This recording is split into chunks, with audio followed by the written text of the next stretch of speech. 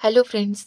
आज का डिक्टेशन आनंद मासिक पत्रिका अंक 11 से लिया गया है, जो कि 3 स्पीड 80 शब्द प्रति मिनट, 90 शब्द प्रति मिनट, 100 शब्द प्रति मिनट की गति से डाला जाएगा। इसके अलावा आपको टेलीग्राम की लिंक नीचे डिस्क्रिप्शन बॉक्स में मिल जाएगी। इसके अलावा आपको अनेक प्रकार की प्लेलिस्ट की लिंक भी नीचे डिस्क्रिप्शन बॉक्स में मिल जाएगी, जैसे कि रामधारी गुप्ता खंड 1, रामधारी गुप्ता खंड 2, newspaper dictations, 10 minute non stop dictations, free practice batch dictation, previous year में एग्ज़ाम में बोले गए डिक्टेशन, साथ ही कठिन शब्दों की आउटलाइन वाले शॉर्ट्स भी मिल जाएंगे। और अगर आपको हमारा यह प्रयास पसंद आता है तो वीडियो को लाइक ज़रूर करें, इससे हमारा मनोबल बढ़ता है। तो ज़्यादा समय ना लेते हुए डिक्टेशन स्टार्ट करते हैं 5 सेकंड के बाद।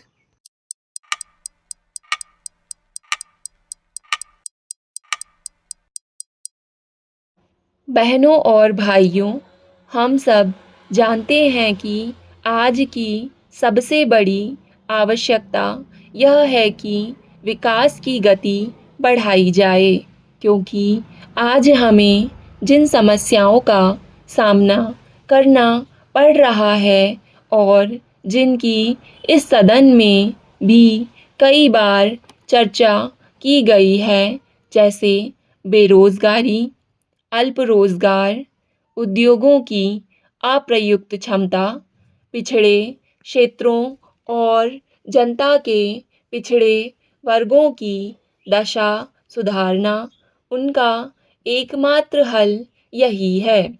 हमें विकास कार्यों पर परिव्यय बढ़ाना ही पड़ेगा और साथ ही यह भी ध्यान रखना पड़ेगा कि कीमतें उचित स्तर पर बनी रहें।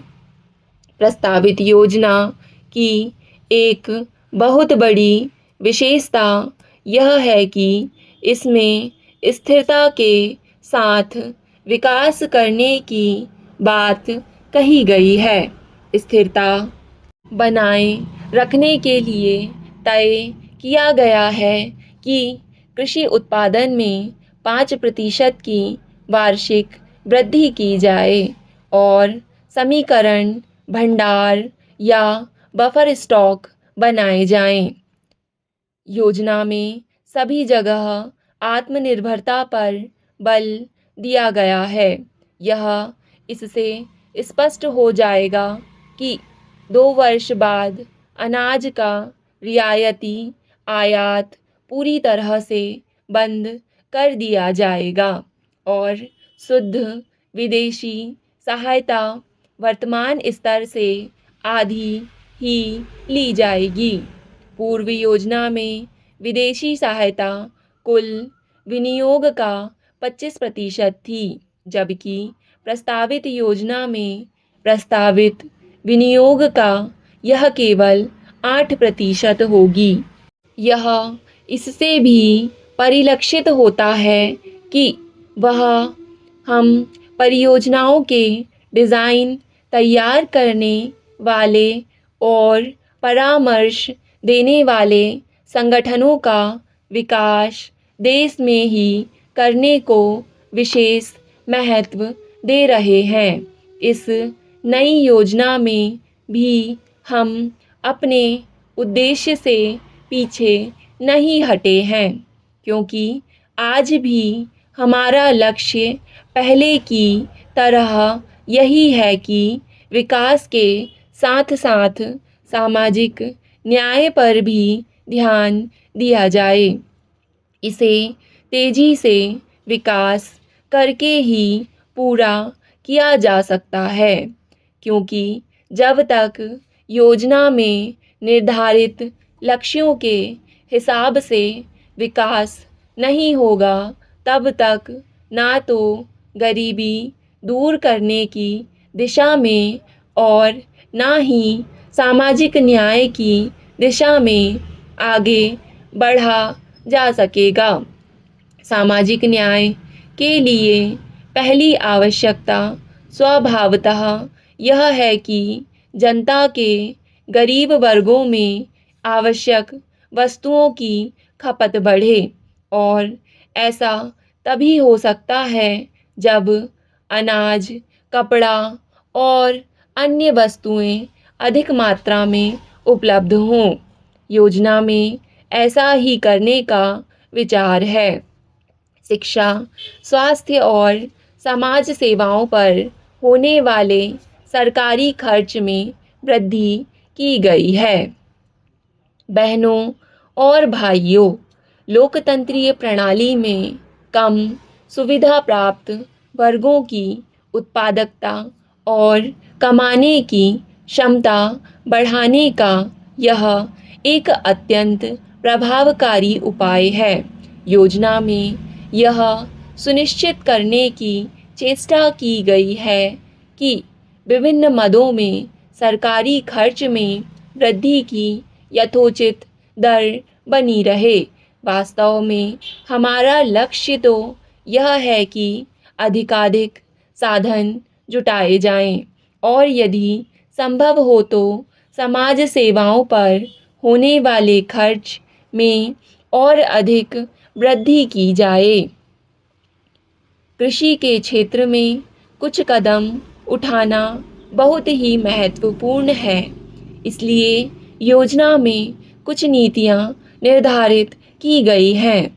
उदाहरण के लिए यह आवश्यक है कि काश्तकारी कानून और अधिक प्रभावकारी ढंग से लागू किया जाए।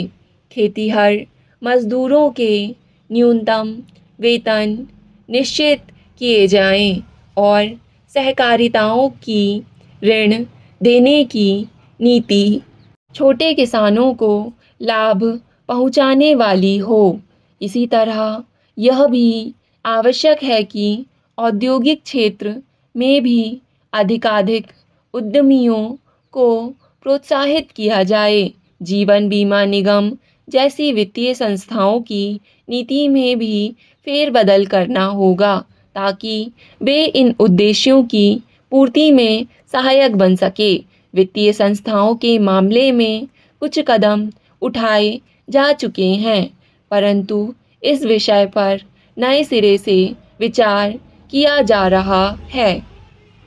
यद्यपि खेती की पैदावार बढ़ानी बहुत ही आवश्यक है, परंतु केवल कृषि के विकास से ही हमारा समूचा विकास नहीं हो जाता।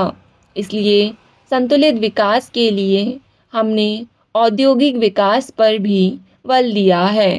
कृषि क्षेत्र की शिक्षित जनशक्ति के एक बड़े भाग को कृषि से भिन्न क्षेत्र में ही रोजगार देना होगा। इसलिए पूर्व योजना से ही हम औद्योगिक विकास व्यापक रूप से और मजबूती से करने पर बल दे रहे हैं और इसमें सरकारी क्षेत्र का प्रमुख भाग होगा। हमारा विचार है कि इस्पात, मशीन निर्माण, पेट्रो रसायन आदि मूल उद्योगों के लिए जिस ढंग से धन विनियोग की आवश्यकता है वह सरकारी क्षेत्र ही कर सकता है।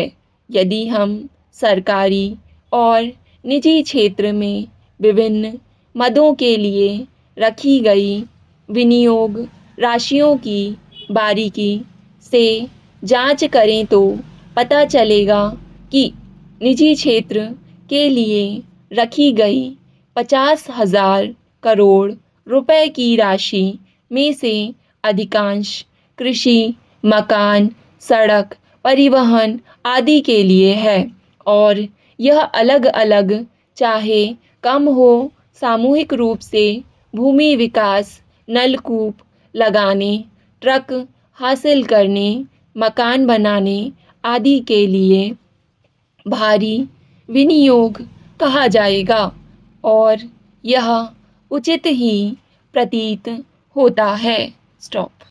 डिक्टेशन पसंद आए तो वीडियो को लाइक तथा चैनल को सब्सक्राइब ज़रूर करें और वीडियो को ज़्यादा से ज़्यादा साझा करें। धन्यवाद।